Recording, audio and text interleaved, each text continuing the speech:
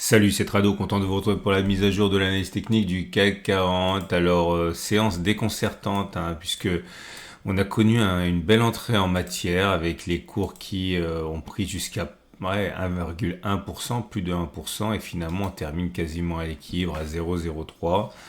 C'est jamais bon signe quand vous avez un grand corps rouge comme ça, parce que ça veut dire que l'on clôture plus bas que l'on a ouvert, et de fort belle manière. Et regardez, quand vous avez des grands corps rouges comme ça, c'est généralement le signe que la baisse n'est pas terminée. Alors c'est pas toujours le cas, mais voilà, au moins une séance de baisse encore semble assez plausible. Ça serait pas non plus complètement surprenant au regard du fait que nous avons une résistance au-dessus de la tête ici et que à partir de là, des traders prennent leur profit sur les zones de résistance. Bon, on verra. En tout cas, on a réussi au moins, c'est à minima, à aller chercher l'objectif du Turtle Soup. Je vous montre le DAX parce que c'était plus clair sur le DAX vu que ça a été respecté parfaitement. Je vous rappelle que le Turtle Soup, c'est quand vous avez un plus bas qui a été réalisé par rapport au précédent plus bas, ok, comme c'est le cas ici, mais que on a clôturé quand même au-dessus du précédent plus bas. Vous voyez qu'on a fait un plus bas. C'est un peu plus compliqué que ça. Je vous invite à regarder la vidéo que j'ai faite la semaine dernière sur les Turtle Soup. Mais l'idée, c'est qu'on passe plus bas que le précédent plus bas, mais on clôture néanmoins plus haut que le précédent plus bas. Et l'objectif numéro un, c'est de prendre la distance entre la clôture et les plus bas, les nouveaux plus bas, plus un chouïa au cas où il y aura une dernière attaque baissière. Par exemple, à 1,4, on reporte ça au-dessus. Et vous voyez que l'objectif a été largement rallié sur le DAX. Sur le CAC 40, c'était un petit peu plus vicieux, si vous me passez l'expression, parce qu'on a fait un point en dessous. Donc c'est-à-dire qu'on avait bien le Turtle Soup qui était là. J'insiste lourdement parce que c'est un setup qui est assez classique, qui pourrait vous aider. Le Turtle Soup était là. Il fallait faire un objectif qui était au moins égal au plus bas reporté vers le haut, donc 1,3 vers le haut. On l'a touché, c'était 1,43. Mais là, on a quand même fait un ou deux points en dessous. C'est pour ça que je dis qu'il faut mieux avoir un stop de protection un petit peu plus bas plutôt que juste sur les plus bas pour éviter de se faire mécher, comme ça a été le cas ici. Donc ça veut dire que l'objectif ayant été rallié, on a eu notre rebond technique et on avait également backtesté ça. On avait vu que généralement ça fonctionne, mais il ne faut pas faire de vieux os. Et là, je me demande si c'est pas le signe qu'il faut justement éviter de rester les bras ballants et au contraire se préparer à une nouvelle attaque baissière. On verra. Je vous montre la structure parce que vous aimez bien qu'on fasse le point sur ça. J'ai remarqué, tout en gardant à l'esprit bien sûr que la corrélation entre les marchés américains et les marchés français existent, mais elle n'est pas systématique. Il demeure que si on regarde le Nasdaq, on est bien sur une structure haussière. Vous voyez, il y a des pics qui sont ascendants et des creux qui sont ascendants. Donc la structure est haussière et elle le sera tant qu'on ne clôture pas en dessous des 19 900 environ. Et pour le SP500, c'est pareil, la structure elle est ascendante, elle est haussière. Ah, regardez ici, je l'avais signalé, j'ai oublié d'en parler tout à l'heure, on a un Turtle Soup baissier, donc c'est exactement la même chose. Ok, c'est-à-dire qu'on a commis un plus haut que le précédent plus haut qui était ici sur une échelle de 20 bougies et on clôture néanmoins plus bas que le précédent plus haut. Donc c'est un Turtle Soup baissier et l'objectif il est le même, c'est prendre la distance entre la clôture et les plus hauts plus un chouïa, par exemple 0,6, 0,7 par là, et de viser ça en dessous. Bref, c'est compatible avec une baisse, mais c'est pas compatible avec une inversion de tendance nécessairement, puisque vous voyez, il faudrait casser ça pour casser la structure et basculer en tendance baissière. On n'y est pas, enfin basculer en tendance qui ne serait plus haussière. Donc tout ça pour dire quoi? Tout ça pour dire que même si on regarde le DAX, la structure elle est haussière pour l'instant. Et que avoir une correction c'est envisageable, avoir une séquence baissière forte c'est pas ce qu'il y a de plus plausible pour l'instant étant donné que la structure n'est pas baissière. Je vous montre rapidement sur le CAC. Sur le CAC c'est le plus problématique parce qu'on avait une structure haussière et puis on a clôturé justement en dessous des plus bas, c'était là. Mais pour autant, désolé, je suis obligé de me répéter, si vous regardez les pics et les creux qui s'entrelacent, donc les pics sont ascendants, les creux sont descendants, donc il n'y a pas de tendance sur le CAC 40. Ça rend la situation plus compliquée et c'est en grande partie dû à l'instabilité politique du moment. Bref, vous l'aurez compris, C'est compliqué. J'ai vraiment cherché un truc à backtester, mais j'ai aucun nouveau message, aucun nouveau signal, pardon.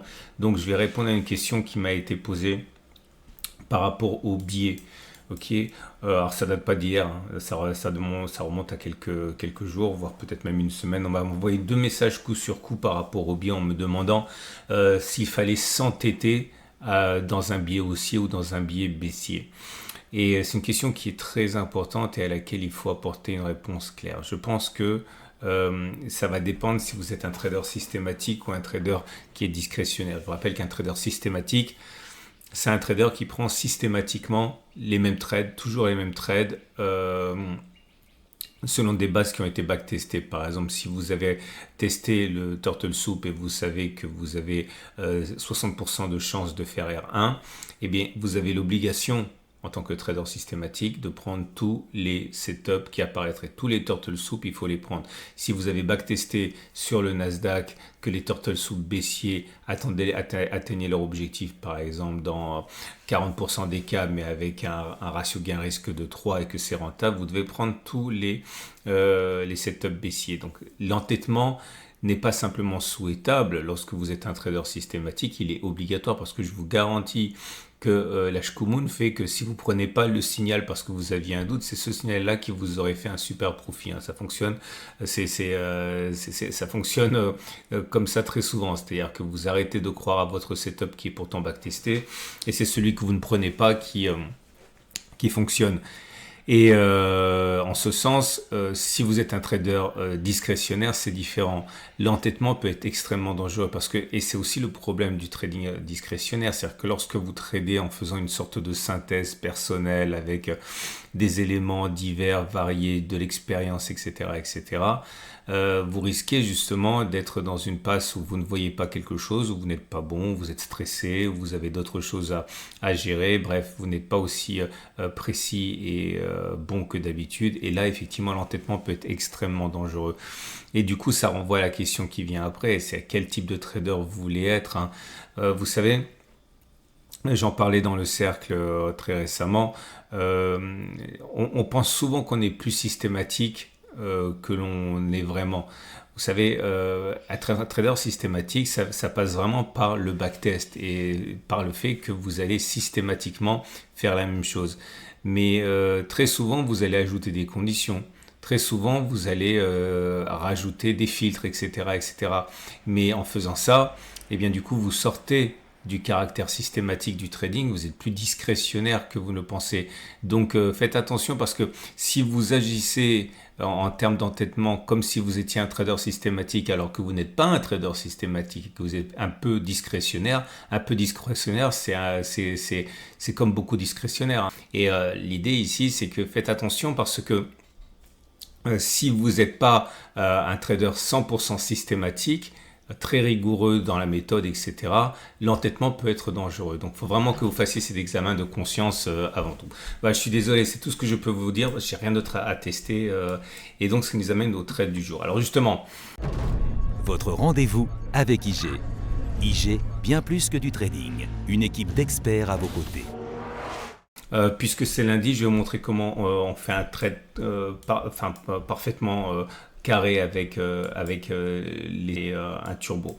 On va prendre un exemple, on va dire que vous achetez et que votre objectif c'est d'aller chercher la zone de résistance à terme en incluant une attaque potentielle et avec un ratio gain-risque de 1,3. Ok, vous voyez, si on va là, vous avez fait 11,6%. Si on va là, on fait 9,2%. Ce qui est bien avec les Turbo 24, encore une fois, c'est que ça vous mange pas, le temps ne vous mange pas la valeur de votre turbo comme il le fait avec des CFD au comptant, par exemple. Donc, c'est très adapté. Donc, on va prendre un exemple de trade. Donc là, je bascule sur ma plateforme IG Turbo 24.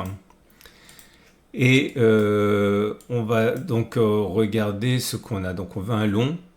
Ok, mais avant ça, on va regarder, j'ai oublié de positionner le stop de protection. Donc le stop de protection, on a dit qu'on le pose à 6590.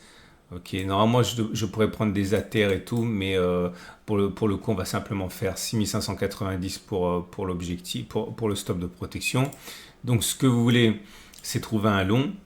un Turbo 24 long et vous allez prendre un petit effet de levier. C'est important pour débuter. On va prendre un effet de levier de 3 ici.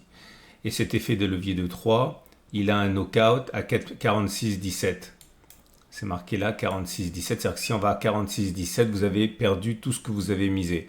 C'est-à-dire, si vous préférez sur le graphe qu'on a là, 46-17. Si on descend jusqu'à 46-17 qui est là, vous avez, je répète, tout perdu, tout le montant de votre investissement. Alors combien c'est? Ben, ça dépend combien vous avez investi naturellement. Mais si vous avez acheté par exemple 10 Turbo 24, ok, si vous achetez 10 Turbo 24 demain, eh bien, si vous achetez au marché, hein, au prix actuel, vous perdriez 260 euros. Ok, 260 euros si les cours vont jusqu'à 46,17. Mais vous n'allez pas perdre tout ça puisque vous, votre stop de protection, on l'a installé à 6590. 6590, c'est-à-dire que vous allez sortir dès que les cours arriveront. Je vais le faire figurer, c'est plus clair. 6590 ici.